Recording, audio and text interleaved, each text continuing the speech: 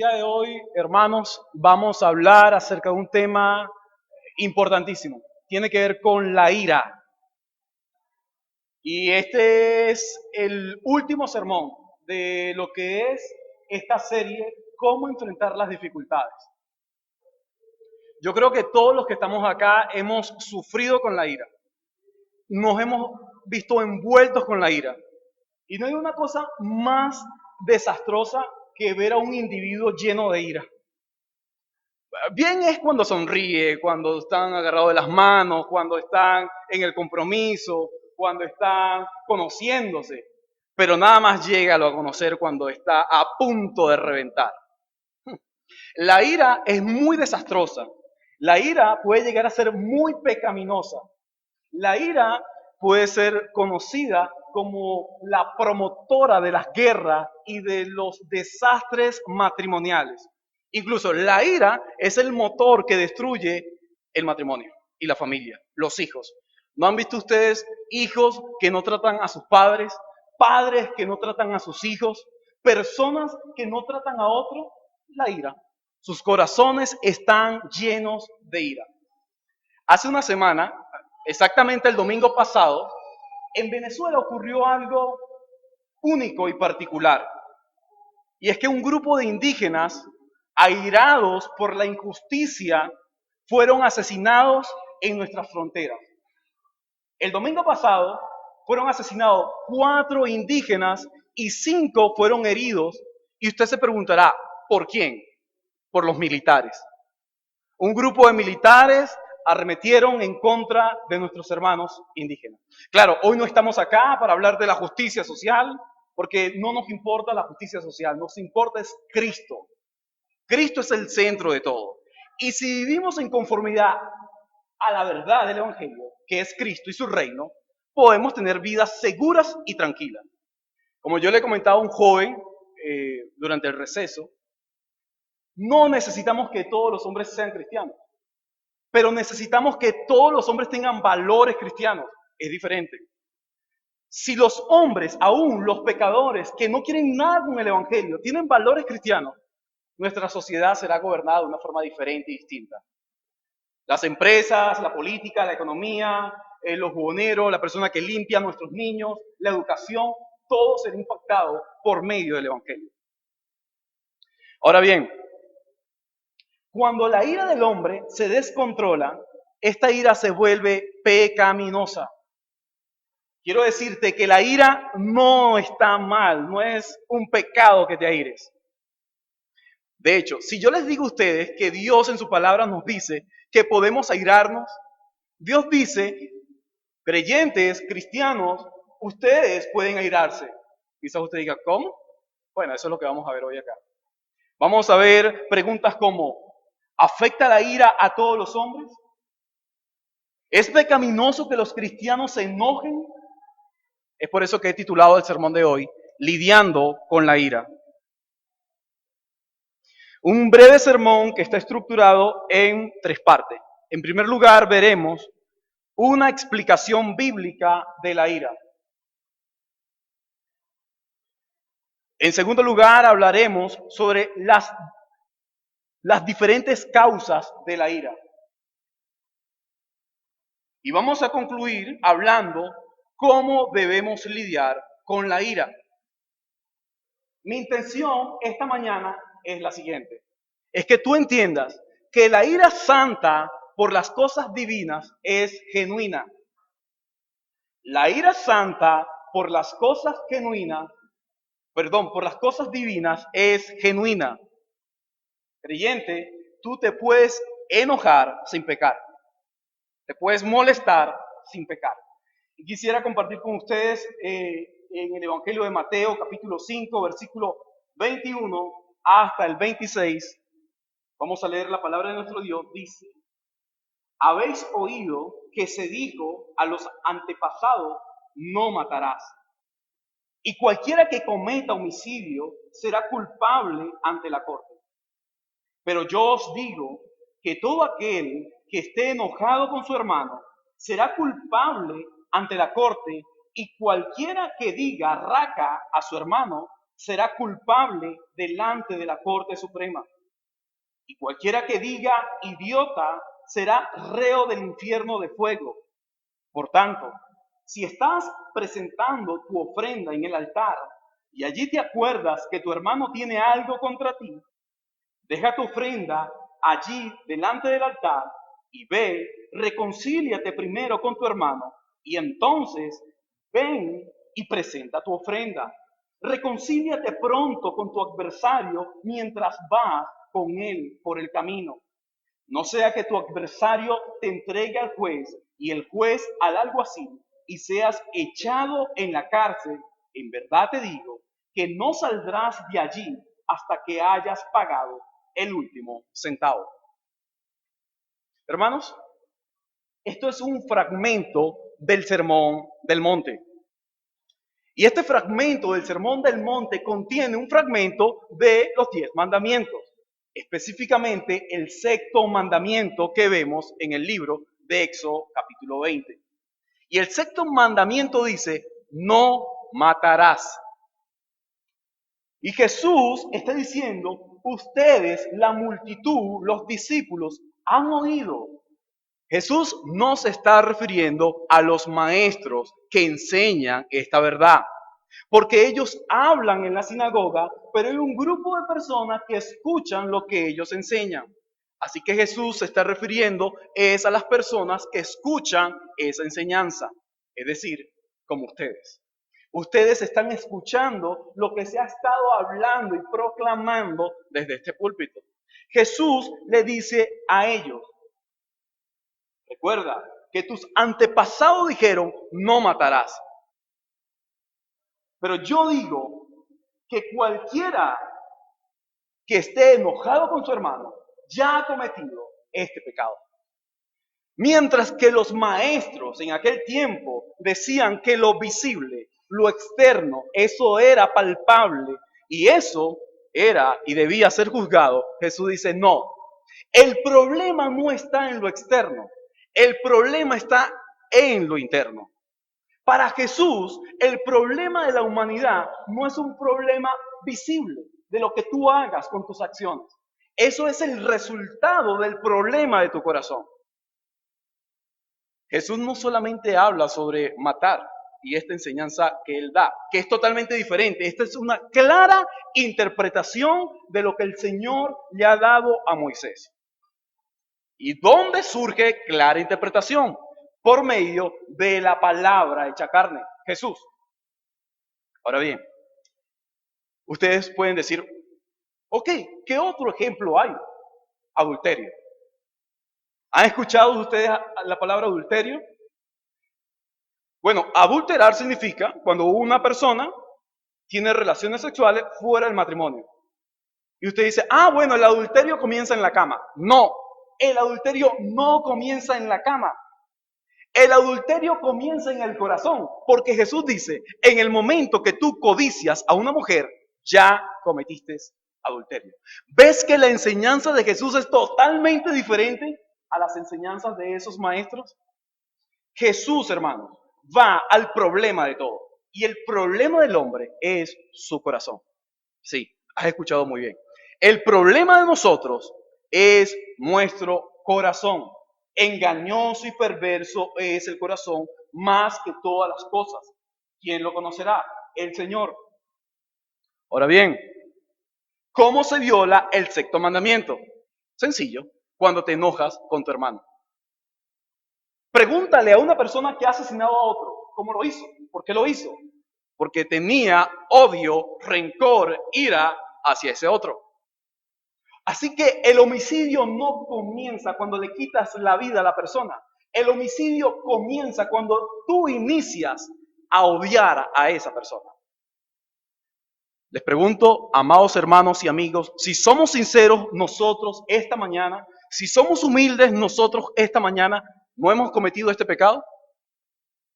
¿Acaso no somos culpables de haber asesinado a nuestro hermano, a nuestro prójimo, a nuestro vecino, a nuestro cónyuge, a nuestro amigo?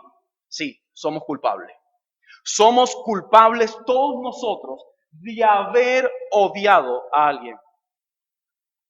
necesitamos, en el caso de los hermanos, arrepentirnos y admitir ese asesinato. Admite tu asesinato. Porque si tú no admites, amado hermano, esta mañana que tú has cometido homicidio contra tu hermano o contra cualquier otro pecador, tú serás hallado culpable. Y Jesús dice que la sentencia no es la cárcel. Porque el que mata a una persona, su sentencia es la cárcel.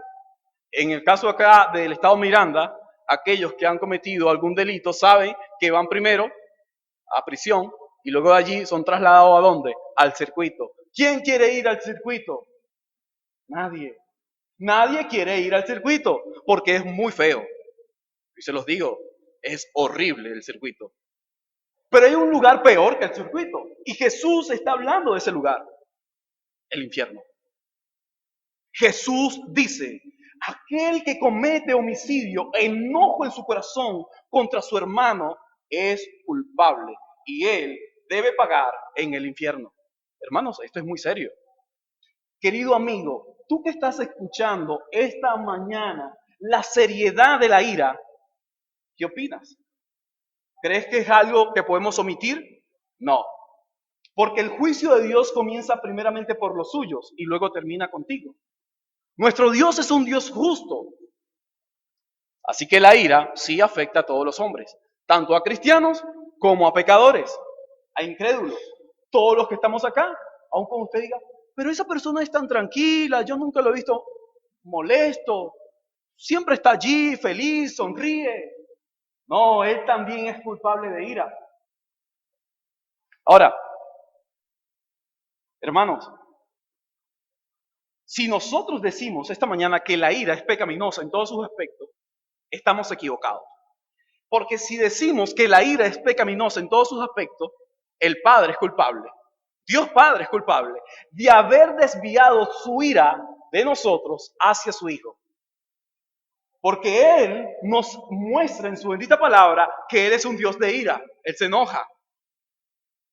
El Hijo, cuando estuvo encarnado y que entró al templo y observó cómo el templo estaba siendo profanado, se dice que agarró las mesas y las volteó, se llenó de ira, de celo por la casa del Señor. ¿Qué quiere decir esto? Que la ira como tal no es pecaminosa. La ira como tal no es pecaminosa cuando hay celo por el reino. ¿Por qué Dios ha de derramar su ira sobre los pecadores? Porque Él es justo y es santo. ¿Por qué el Hijo se molestó en el templo? Porque su casa, la casa de Dios, es casa de oración. Ahora, si Dios en esta mañana comienza a examinar nuestro hogar, ¿es justo que Dios se aire con nosotros, con nuestro hogar? Vamos a ir un poco más. Si Dios esta mañana, que está entre nosotros, está examinando tu corazón, ¿cómo te encuentras? ¿Cómo Dios, no el pastor o el predicador, olvídate de los predicadores, Dios esta mañana, que es el único, el omnisciente, como le decía a los niños, que lo sabe todo y que sabe tu corazón, ¿cómo Dios te hallará esta mañana? Respóndete y luego sabes tu sentencia. Ahora bien, el apóstol Pablo le dice a los efesios, airaos, ¿ves? Pablo dice, airaos, pero la hermana ha dicho, pero no pequéis. Entonces, sí podemos airarnos, pero no podemos pecar. Hay un límite. Hay una historia verídica del doctor Arthur Sproul con su esposa. Dice que estaba en casa tomando una Coca-Cola Light, me imagino que en un vaso de vidrio, y su esposa comenzó a presionarlo y a presionarlo. Y el doctor Arthur Sproul, normal, pero no hay una cosa más molestosa que una gotera que cae una y otra vez en casa. ¿Ok? O nunca han tenido una gotera en casa que cae, una filtración, cae. Una bien, dos bien, tres bien, cuatro, Dios, cinco, ya estoy que exploto, seis, exploté. El doctor Arcis Sproul hizo lo mismo. La esposa empezó, y el doctor Arcis Sproul agarró la Coca-Cola Light en su vaso de vidrio y lo estrelló, ¡pum!, contra la pared. ¡Basta, chica! El doctor Arcis Sproul. No es Gilbert, es Arcis Sproul. Y lo hizo. Y le dijo el doctor Arcis Sproul a su esposa, ¿qué quieres? ¡Ja! Eso es lo que quería. Ojo, recuerda que no se ponga el sol sobre vuestro enojo. ¡Uy, rayo! ¿Sabe lo que pasó con el doctor Arcis Sproul? Se calmó. ¿Por qué? Porque lo confrontó por medio de la Biblia y le dijo, ¿sabes? ¿Sabes por qué hice lo que hice? Porque es que tú nunca te molestas. Y a mí siempre me decían antes de mi conversión a Cristo, de que yo era una persona explosiva. Yo quería ver si únicamente era yo. Me di cuenta que no, tú también. Hermanos, por más tranquila que veas a una persona, por más tranquila que veas a una persona, esa persona también puede explotar en ira.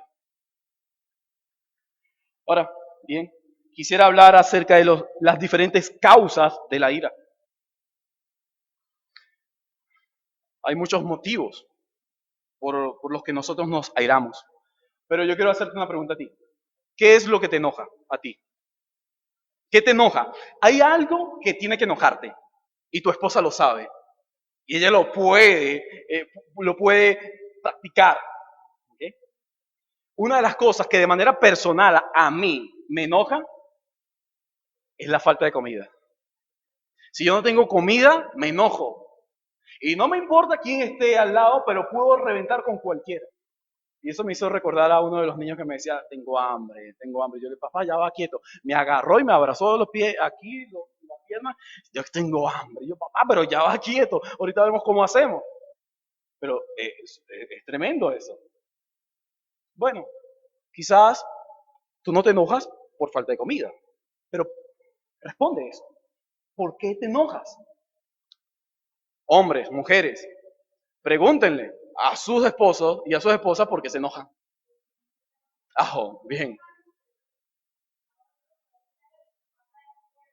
Bien.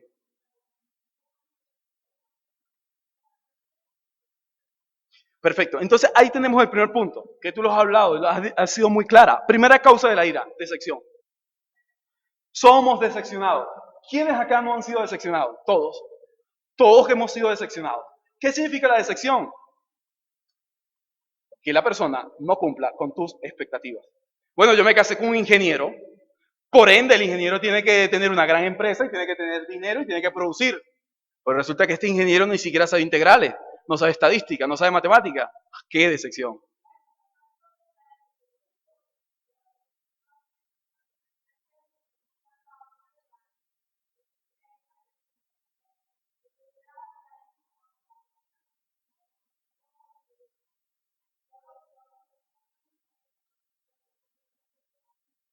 Perfecto. Estamos hablando entonces lo que yo espero como persona de otro. ¿Y sabes por qué siempre somos decepcionados de esa manera? Porque confiamos en el hombre. Ese es el gran problema. Nosotros no podemos confiar en el hombre. Y quizás tú digas, bueno, ese es mi pastor, ese es mi predicador favorito, ese es el gran hombre a seguir, el gran ejemplo. Te vas a decepcionar. Te vas a decepcionar cuando colocas la mirada en el hombre. Tu mirada tiene que ser Cristo, el centro es Cristo. Y todo lo demás va a venir decepciones y decepciones. Ahora, la segunda causa es frustración. La frustración está muy ligada con la decepción, pero la frustración se repite una y otra vez. Qué frustrante es eso. Pero papá, ya yo te dije que no hagas eso porque sabes que eso me enoja. No importa, hoy no tienes comida. Pero sabes que me enoja eso. Bueno, no hay. ¿Pero por qué no hay? Si hay comida, hay salado, hay arroz, se puede preparar, hay gas, está la cocina. ¿Pero por qué? No hay. Frustración. ¿Cuántos de nosotros estamos frustrados? Frustrados de que nuestros sueños no se cumplan. Muchos. Porque de manera consecutiva el hombre llega y nos deja muy mal. Ahora, quizás tú digas, esta mañana, yo estoy frustrado y yo estoy decepcionado. Pero si le hacemos esa pregunta a nuestro Dios, ¿oh Dios, te he decepcionado? ¿Cuál sería la respuesta? No la respondan, no la respondan, eso es personal para ustedes. Pero ¿cuál sería la respuesta? Ay, Él lo sabe, porque Él es omnisciente. Amado hermano y amigo, no decepcionemos a Dios. Pero ¿cómo se decepciona a Dios? Cuando omitimos el Evangelio y omitimos a Cristo. Él espera algo de nosotros, como pecadores, que corramos al trono de su gracia, que nos aferremos a la roca inconmovible. Pero Él espera algo también de nosotros los creyentes. Y todo el catecismo dice, la primera pregunta, que el fin del hombre es glorificar a Dios. Pero como decía un hermano el día de ayer, ese no es todo el objetivo. El objetivo principal de todo creyente es expandir el reino de Dios, la proclamación del reino. Y este sermón, este fragmento de pasaje está dentro del sermón del monte. Cómo el creyente debe practicar la justicia. Hay una tercera causa, dolor o aflicción. Esto también lo hemos experimentado. Sufrimos de manera física, pero también de manera emocional. Y ojo, no hay una cosa más difícil de soportar que ser herido de manera emocional. Porque de manera física podemos llevar las marcas en nuestro cuerpo. Va a ser difícil, pero podemos tolerarlo. Pero no hay una cosa más compleja que sufrir emocionalmente. Esto te vuelve hasta loco, pierdes la cordura. ¿Okay? A David le pasó. Hermano, cuando somos acusados de manera en que nosotros no somos culpables, de manera injusta, ¿cómo te sientes? Tú estás siendo afligido emocionalmente. Cuando tú le dices a tu pareja, pero confía en mí, soy sincero, y ella dice, no, yo no confío en ti. ¿Cómo te sientes? Frustrado. Señor, ¿qué hago? ¿Qué hago? Amigo, toda causa es dolorosa. Sea física, sea emocional, sea frustración, sea decepción. Toda causa de ira es dolorosa. Pero el enojo de Cristo en el templo surge de su dolor al ver lo que había ocurrido en la casa del Señor. Hermanos, que nuestra ira, que nuestro enojo surja del dolor al ver cómo está siendo profanada la verdad, el reino, en medio de nuestra sociedad. El pastor Sugel Michelet decía ayer que muchas veces nosotros decimos que, bueno, el culpable es la educación. La realidad es que los colegios no son muy antiguos. La educación de nuestros hijos surgía en casa.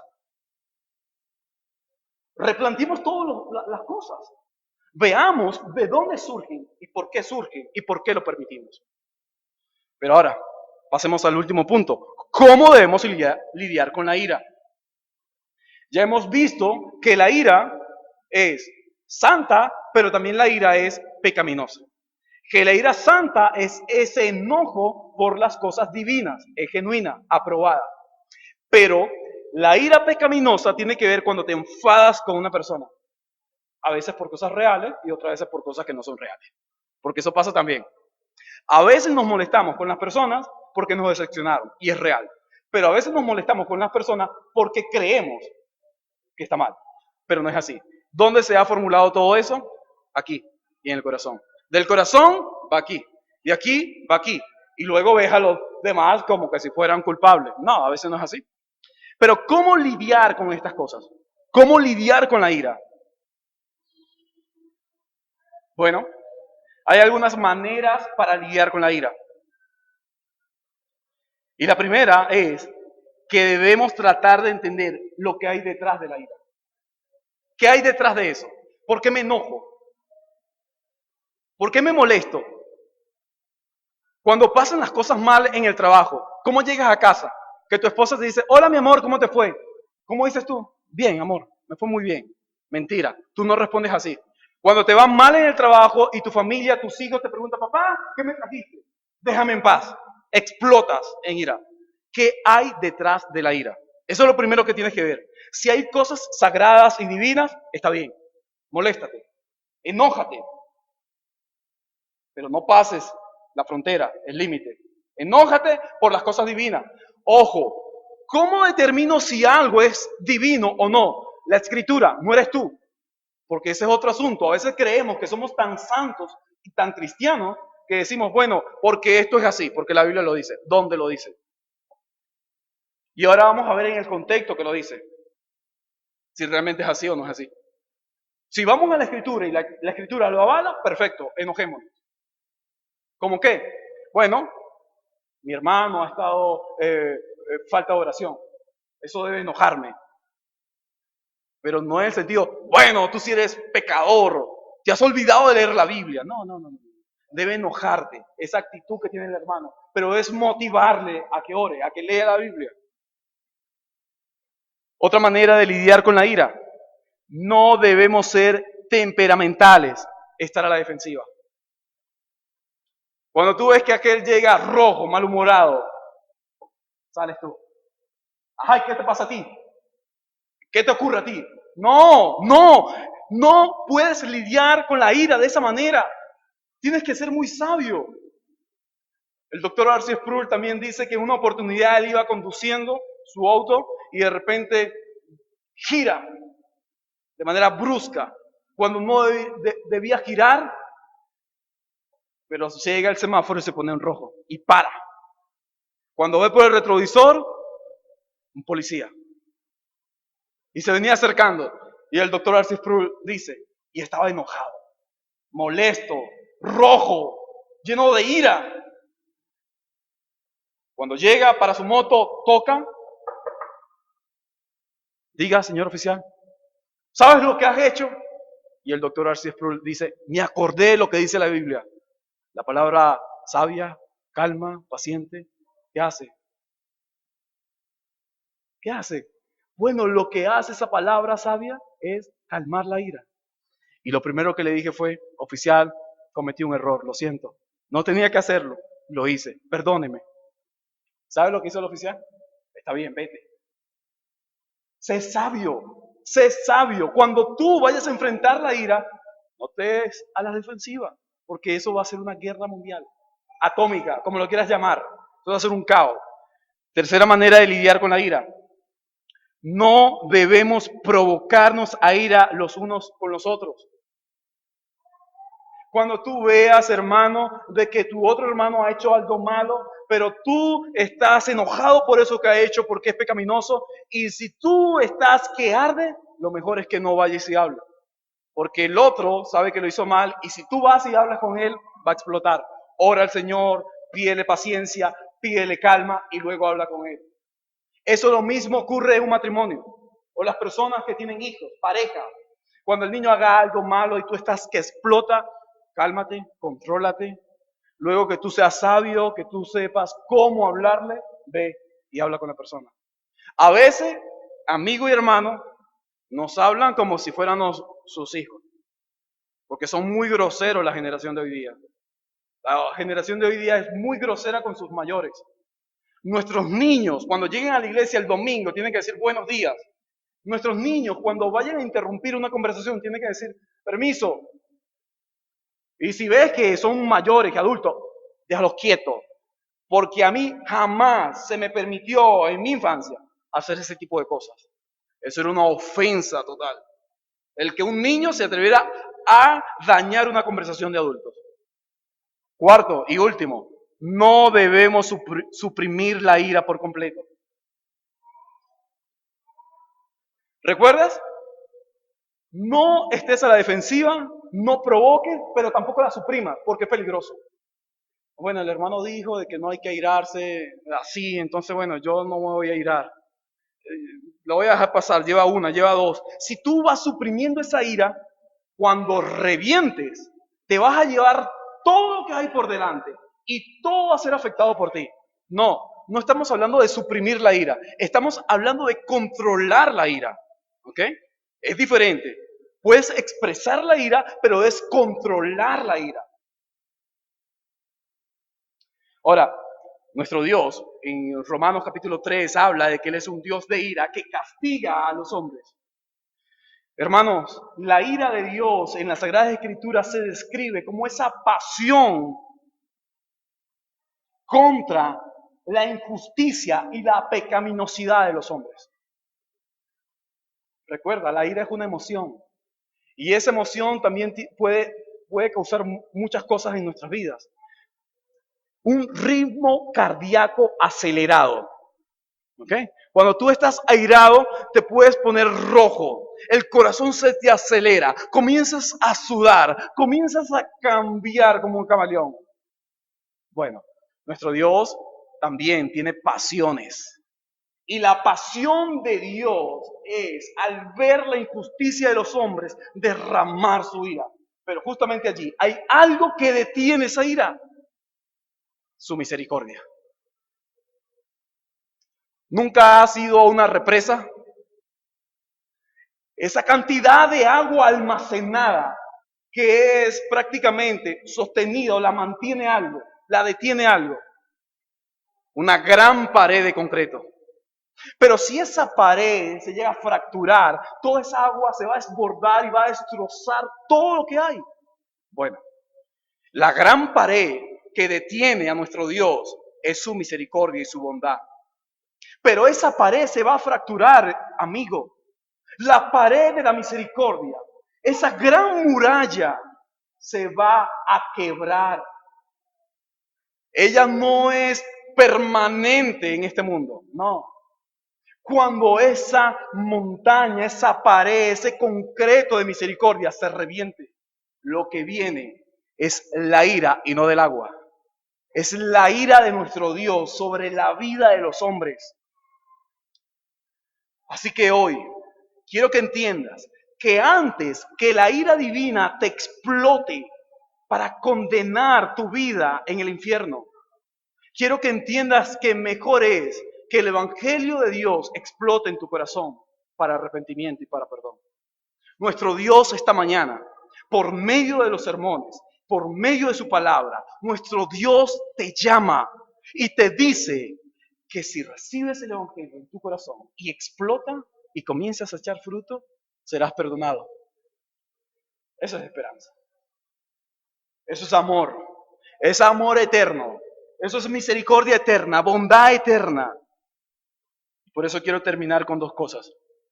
En primer lugar, iglesia, airarte por las cosas santas es procurar expandir el reino de Dios. Cuando te airas por las cosas que Dios se aira, por la fornicación, por la impureza, por el enojo que es pecaminoso, tú estás expandiendo el reino. Querido amigo, la ira de Dios no puede ser comparado con tu enojo, con tu molestar. No. No debes postergar esta mañana creer en el Evangelio. Hoy tenemos vida, pero dentro de unos minutos nuestra vida se puede acabar. Hoy estamos acá. El COVID no nos ha matado aún, pero Dios puede utilizar, amigo, una simple piedra para que te tropieces y mueras. Nuestro Dios puede utilizar y puede orquestar las cosas como desee. Mientras tienes vida, tienes esperanza. Corre a Cristo, aférrate de la roca, porque Él es un Dios justo y santo.